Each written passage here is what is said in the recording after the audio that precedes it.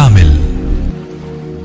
कुछ दिनों से वो जलाल और ज़ैनब के रवैये में अजीब सी तब्दीली देख रही थी। वो दोनों उससे बहुत उखड़े उखड़े रहने लगे थे। एक अजीब सा तनाव था जो वो अपने और उनके दरमियान महसूस कर रही थी। उसने एक दो बार जलाल को हॉस्पिटल फ़ोन किया, मगर हर बार उसे यही जवाब मिलता कि वो मसरूफ़ है। वो ज़ैनब को अगर कॉलेज से लेने भी आता तो पहले की तरह उससे नहीं मिलता था। अगर मिलता भी तो सिर्फ रस्मी अलग सलेग के बाद वापस चला जाता।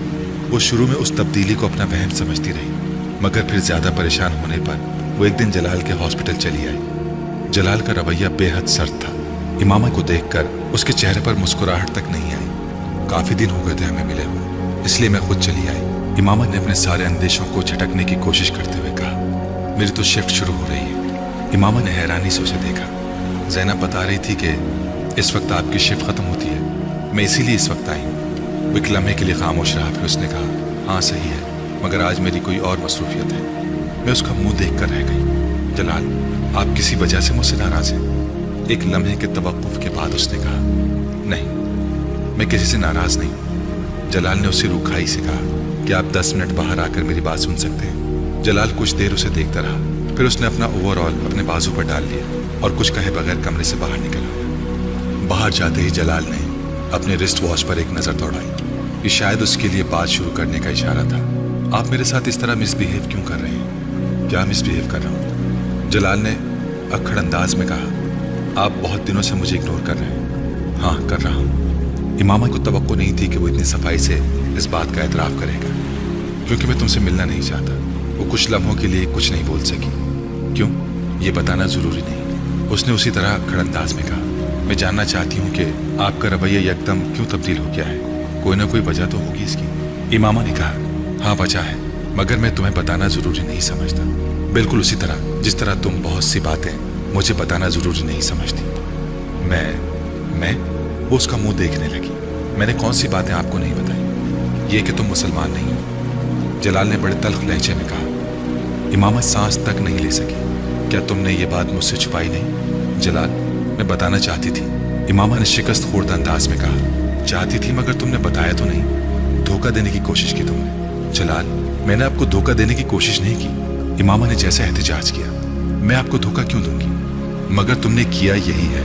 जलाल ने सर झटकते हुए कहा। जलाल ने उसकी बात काट दी। तुमने जानबूझकर मुझे ट्रैप किया।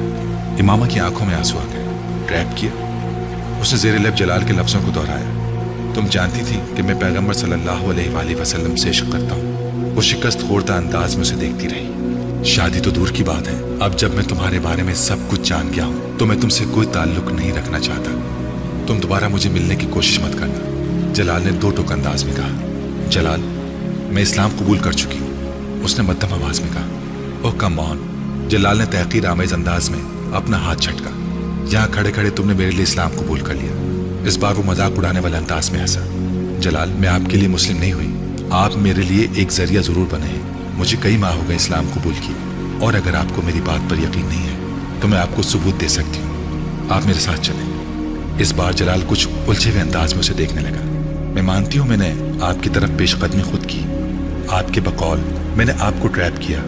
मैंने ट्रैप नहीं किया, मैं सिर्फ बेबस थी आपके मामले में। मुझे खुद पर काबू नहीं रहता था आपकी आवाज़ की वजह से। आप जानते हैं, मैंने आपको बताया था, पहली बार आपको नात पढ़ते सुना तो मैंने क्या महसूस किया था। आपको अगर मेरे बारे में पहले ही ये सब कुछ पता चल जाता तो आप मेरे साथ यही सलूक करते जो अब कर रहे हैं। मुझे सिर्फ इस बात का अंदेशा था जिसकी वजह से मैंने आपसे बहुत कुछ छुपाए रखा था। बाज़ बातों में इंसान को अपने ऊपर इख्तियार नहीं होता। मुझे भी आपके मामले में खुद पर कोई इख्तियार नहीं होता। उसने रंजीदगी से कहा, तुम्हारे घर वालों को इस बात का पता है? नहीं, मैं उन्हें नहीं बता सकती। मेरी मंगनी हो चुकी है। मैंने आपको इस बारे में भी नहीं बताया। वो एक लम्हे के लिए रुकी। मगर मैं वहाँ शादी नहीं करना चाहती। मैं आपसे शादी करना चाहती हूँ। मैं सिर्फ अपनी तालीम मुकम्मल होने का इंतज़ार कर रही हूँ, तब मैं अपने पैरों पर खड़ी हो जाऊँगी और फिर मैं आपसे शादी करूँगी। 4-5 साल बाद जब मैं डॉक्टर बन जाऊँगी तो शायद मेरे पेरेंट्स आपसे मेरी शादी पर इस तरह एतराज़ ना करें जिस तरह वो अब करेंगे। अगर मुझे ये खौफ ना हो कि वो मेरी तालीम ख़त्म करवा कर मेरी शादी असजद से कर देंगे तो शायद मैं उन्हें इस बात के बारे में बता देती कि मैं इस्लाम कबूल कर चुकी हूँ। मगर मैं अभी पूरी तरह उन पर डिपेंडेंट हूँ। मेरे हाथ बंधे हुए हैं। आप वो वाहिद रास्ता थे जो मुझे नजर आया। मुझे वाकई आपसे मोहब्बत है। फिर मैं आपको शादी की पेशकश ना करती तो और क्या करती। आप इस सूरत हाल का अंदाजा नहीं कर सकते जिसका सामना मैं कर रही हूँ। मेरी जगह पर होते तो आपको अंदाजा होता कि मैं झूठ बोलने के लिए कितनी मजबूर हो गई थी। जलाल कुछ कहे बगैर पास मौजूद लकड़ी की बेंच पर बैठ गया। वो अब मजीद परेशान नजर आ रहा था। इमामा ने अपनी आंखें पोंछ ली। क्या आपके दिल में मेरे लिए कुछ भी नहीं है? सिर्फ इसलिए मेरे साथ इन्वॉल्व है क्योंकि मैं आपसे मोहब्बत करती हूँ। जलाल ने उसके सवाल का जवाब देने के बजाय उससे कहा, इमामा बैठ जाओ, पूरा पेंडोरा बॉक्स खुल गया है मेरे सामने। अगर मैं तुम्हारी सूरत हाल का अंदाजा नहीं कर सकता तो तुम भी मेरी पोजीशन को नहीं समझ सकती। इमामा उससे कुछ फासले पर रखी बेंच पर बैठ गई। मेरे वालिदैन कभी गैर मुस्लिम लड़की से मेरी शादी नहीं करेंगे, कतई नजर इसके कि मैं उससे मोहब्बत करता हूँ या नहीं। जलाल, मैं गैर मुस्लिम नहीं हूँ, तुम अब नहीं हो, मगर पहले तो थी, और फिर तुम्हारा खानदान। मैं उन दोनों चीजों के बारे में कुछ नहीं कर सकती, इमामा ने बेबसी से कहा। जलाल ने जवाब में कुछ नहीं कहा। कुछ देर वो दोनों खामोश रहे। क्या आप अपने पेरेंट्स की मर्जी के बगैर मुझसे शादी नहीं कर सकते? कुछ देर बाद इमामा ने कहा, यह बहुत बड़ा कदम होगा। जलाल ने नफी में सर हिलाते हुए कहा, और बिलफर्जी काम करने का सोच भी लूं तो भी नहीं हो सकता।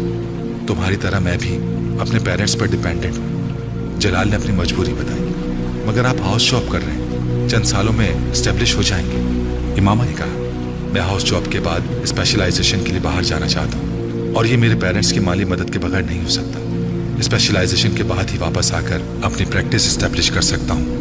3-4 साल अपनी स्टडीज खत्म करने में भी लग जाएंगे। जलाल ने उसे याद दिलाया।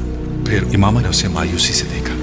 फिर यह कि मुझे सोचने का वक्त हो, शायद मैं कोई रास्ता निकाल सकूं। तुम्हें छोड़ना नहीं चाहता, मगर मैं अपना करियर भी खराब नहीं कर सकता। मेरा प्रॉब्लम सिर्फ यह है कि मेरे पास कुछ भी नहीं है। जो कुछ है माँ बाप का है, और वो अपनी सारी जमा पूंजी मुझ पर खर्च कर रहे हैं, ये सोचकर कि मैं कल को उनके लिए कुछ करूंगा। वो बात करते करते रुका।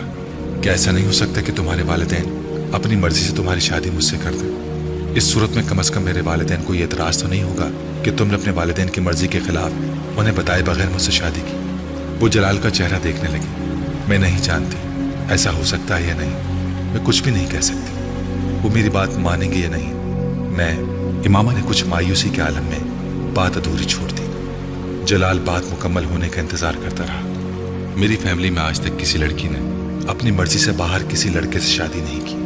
मैं ये नहीं बता सकती कि उनका रद्द अमल क्या होगा, मगर मैं ये जरूर बता सकती हूँ कि उनका रद्द अमल बहुत बुरा होगा, बहुत बुरा। वो मुझसे बहुत मोहब्बत करते हैं, लेकिन मुझे ये इजाजत नहीं दे सकते कि मैं इतना बड़ा कदम उठाऊं। आपको अंदाजा होना चाहिए मेरे पापा को कितनी शर्मिंदगी और बेइज्जती का सामना करना पड़ेगा। सिर्फ मेरे लिए तो वो सब कुछ नहीं बदल देंगे। अगर मुझे अपनी फैमिली से मदद की तवक्को होती तो मैं घर से बाहर सहारों की तलाश में होती, ना ही आपसे इस तरह की मदद मांग रही होती। धीमे लहजे में अपनी आवाज की लर्जिश पर काबू पाते हुए उसने जलाल से कहा, इमामा, मैं तुम्हारी मदद करूंगा। मेरे पेरेंट्स मेरी बात नहीं टालेंगे, समझाने में कुछ वक्त लगेगा, मगर मैं तुम्हारी मदद करूंगा।